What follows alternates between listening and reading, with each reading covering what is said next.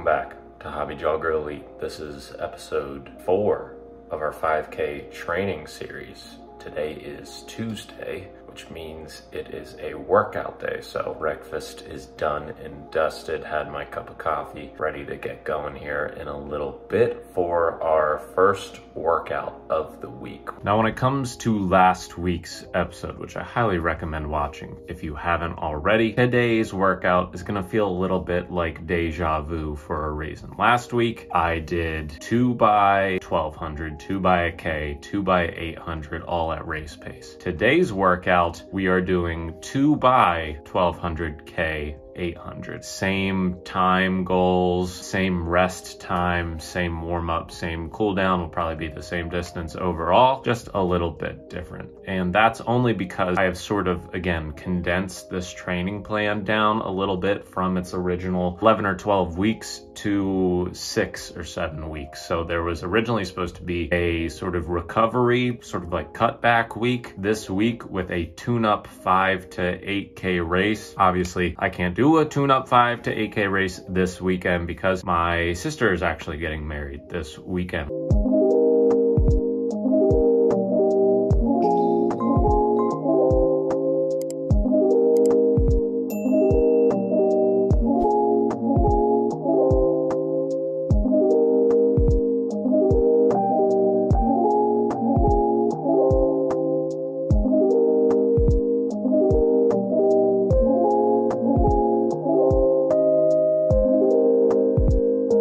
We are warming up 3 miles before we get into this. Get this warm up in, visit the old porta potty porcelain throne.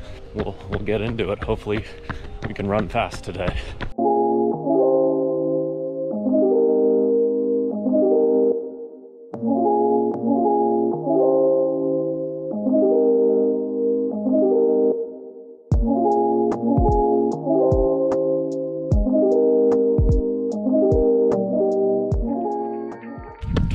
Number 1, here we go.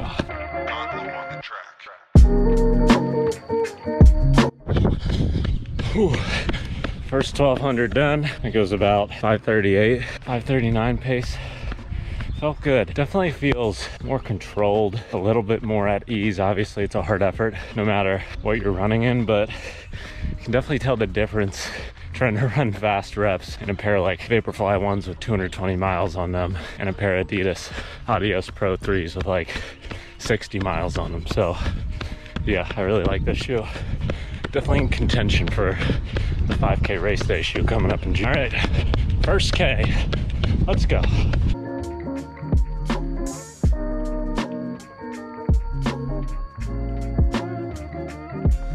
First K, done. I think I came in about 5:36, 5:37 pace again. Kind of spot on what I was. I think the first rep. Let's keep this rolling. This is great. Very windy. First 800 meter rep.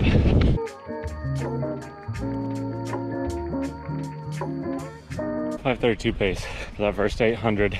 Got a 2-minute rest for the second round of these reps. Starting with another 1200. So recover, get these reps done, check in after. Tuesday, another workout, right? That was a great workout.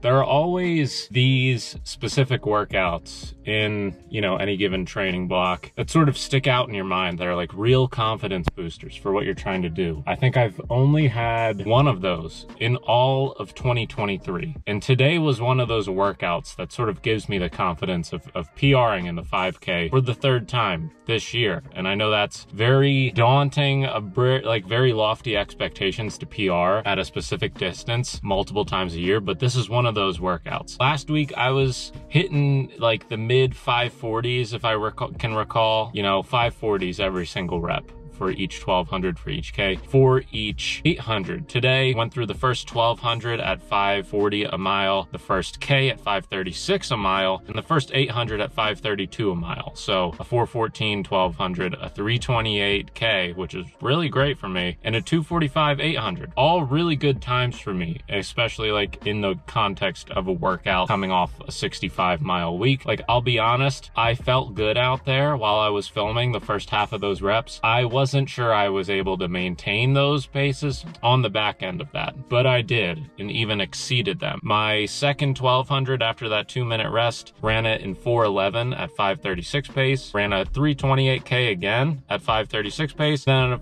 of 2:43, 800, 5:27 pace, and they all felt extremely manageable. The one common denominator between that half marathon workout, that 4x2 miles at like 6:15 pace, and this workout here for this 5K is this right here, the Adios Pro 3. I think I personally have been sleeping on this shoe a little bit too much. I have contemplated whether it is the best carbon plated racer out there. I love running in the Alpha Fly, but I think I might give the Adios Pro 3s a chance here for this. Very exciting package just came in the mail.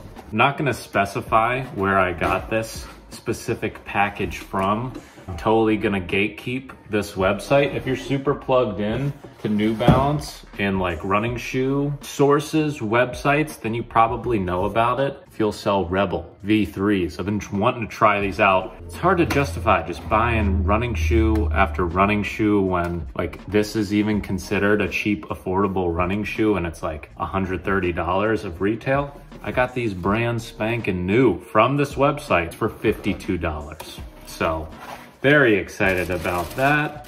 And there they are. Look at those. I wanted the purple colorway too, and we got them, boys. We got them. I am so excited to run in these. I am tempted to double today. I love the Rebel V2s, got over 400 miles out of them. They're still going, great treadmill shoe at this point. The V3s look even better, I gotta say it. I'm definitely gonna be putting some miles into these this week. Very, very excited. It is Wednesday afternoon, late Wednesday afternoon. Just got home from work and there's been an air quality index warning all day about poor air quality here due to pollution, whatever it might be. So gonna have to run inside today, which means I'm gonna put off running in those wonderful FuelCell Rebel V3s one extra day. I refuse to do my first run in those shoes on the treadmill. I'll put whatever I did on the screen here. Hopefully tomorrow's conditions looking a little better for our FuelCell Rebel V3 debut.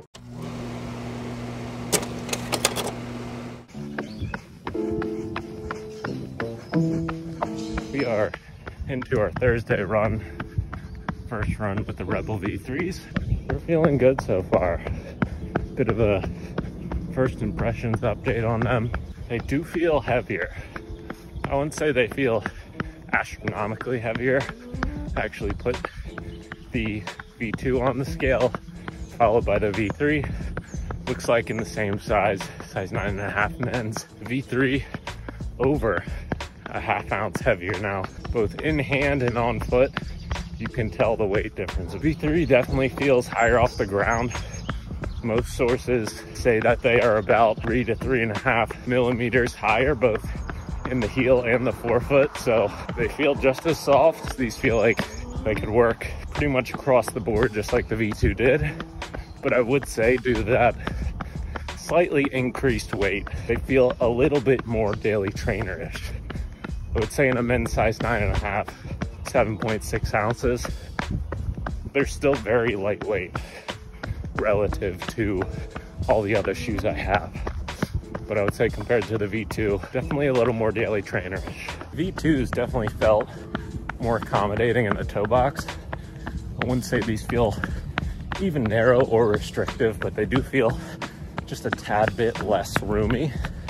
So that may be because they're a brand new pair of shoes, need to be broken in a little bit, need to just be worn multiple times. My V2s are like a comfy pair of slippers at this point.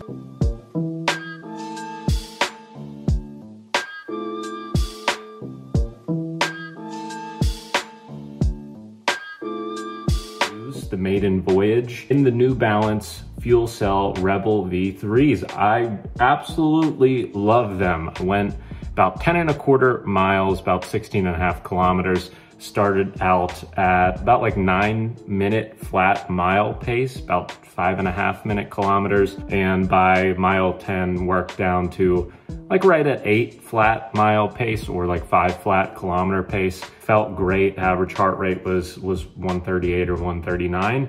And these definitely got the job done on that type of run. And I feel like that was sort of the rub with the previous Rebels, the Rebel V2s, is that they sort of bottomed out at a certain distance. People weren't really using them for long runs all that much. I could get away with doing, you know, like a midweek long run of 13, 14 miles in them, but that's kind of the distance I would take them and sort of max out at. These feel like these could be a viable long run shoe. They feel like they could get the job done 15, 16, 17 miles. I don't know if I'd recommend like running a marathon in these, but I think you could race like a half marathon pretty quickly in these. They feel, again, a little bit narrower than the Rebel V2s. You do feel that increased stack height. They feel slightly more plush, just like all around the shoe. Like everything feels a little bit more streamlined, clean cut, while having more stack height underfoot. They look very similar to, and like even the outsole rubber, everything. It sort of seems like a plateless RC Elite V2. It seems like the second version of that New Balance Super Shoe without the plate and with a smaller stack height. That's sort of what I would compare these to, but I'm eager to see what they feel like on future runs. Got a good 10 miles, you know, 16 kilometers in them today. And I might end up doing my long run this weekend in these, so stay tuned for that. Out the door right at 6 a.m. today, because this is one of those weekends that really tests your sort of planning abilities as a runner, your ability to eke out whatever mileage in whatever free time you can find. Obviously at my sister's wedding tomorrow, things are getting started in the morning, so won't have time for the usual longer long run. Still hope to get something done early tomorrow morning. So if you're ever wondering what that run-crazed groomsman or bridesmaid is doing before your wedding, know they are trying to find time to run the morning of the wedding.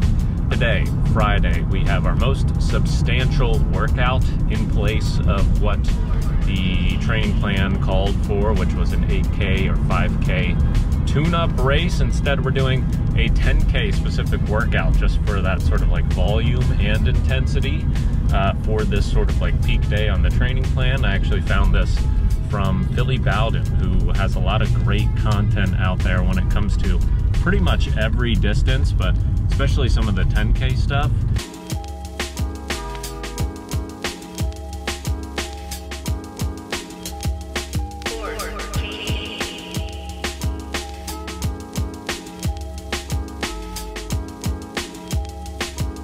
Three and a quarter miles done of warm-up, a little over 5K. Workout today is 2x800. I think I have like 2 minute or 2.5 minute rests between those. Then 6K at threshold or half marathon pace. So just gonna kind of try to run that, you know, really anywhere between 6:30 and 6:20 per mile pace. And then roll into 3 more 800s. Tire the legs out, introduce some fatigue towards the end of the workout, and see if we can still get up to like 5K race speed for all those 800s. Total of 10K exactly for the work portions.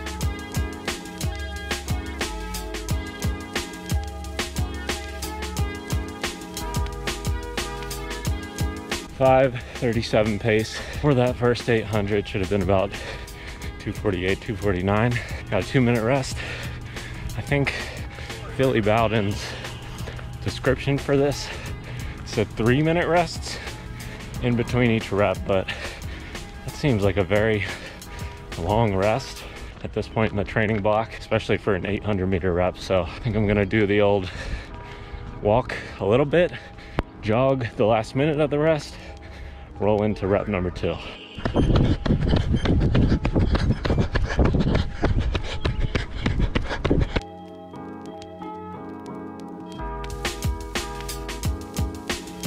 Second 800 there, about 5:34, 5:35 pace. A 3 minute rest between now and the 6K. I have a feeling the 6K at half marathon pace, threshold pace, definitely gonna feel a lot harder, especially as it continues to heat up. It is a humid morning. All right, 6K or 3.72 miles half marathon pace, threshold pace. Hopefully this feels easier than 5.5 minute pace.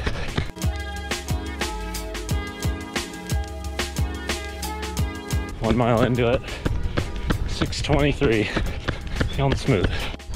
Mile 2, 6:16. It's just feeling a little too easy.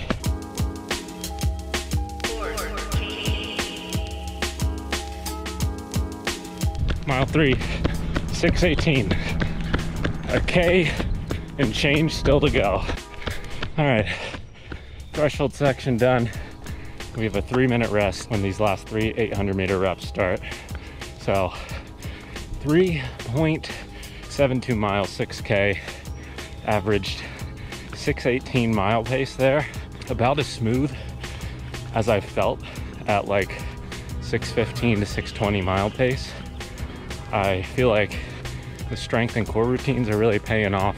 I feel like that's definitely helping lately with these extended sort of strength-based threshold efforts, being able to just kind of lock in and not feel like I'm gonna die. So let's recover here and get into these 800-meter reps, which are probably gonna hurt a lot.